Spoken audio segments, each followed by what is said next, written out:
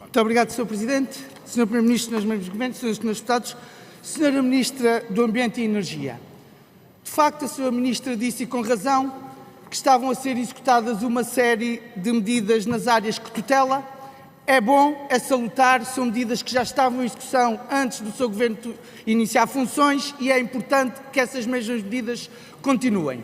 Mas eu gostava de perguntar à Sra. Ministra sobre a estratégia Água que Une, eixo fundamental na agenda transformadora e que no relatório do Orçamento de Estado diz que até 2030 haverá um volume de investimento estimado em cerca de 5 mil milhões de euros.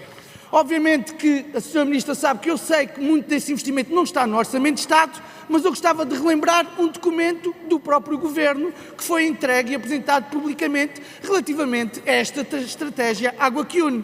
E olhe, 5 mil milhões de euros, Programa de Ação para a Digitalização Integral do Ciclo da Água, 50 milhões de investimento, fontes de financiamento a determinar, execução 2040, Regulamento da Segurança de Barragens, 200 milhões de euros, fundo de financiamento a determinar, execução 2050, and so on, and so on, and so on. Ou seja, a estratégia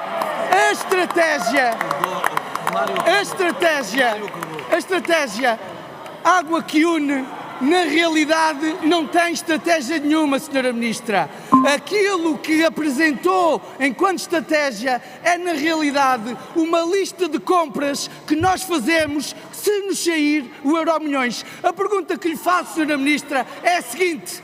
Na realidade, a estratégia, e faço-lhe assim ao Sr. Ministro das Finanças e da Reforma do Estado, que ninguém sabe para que é que serve. Olhe, pelos vistos está a ser construída uma nova empresa pública. É essa a pergunta que lhe faço, se a estratégia que fala da Água que Une é mesmo criar uma nova empresa pública para gerir investimentos que não se sabe quando é que são para fazer.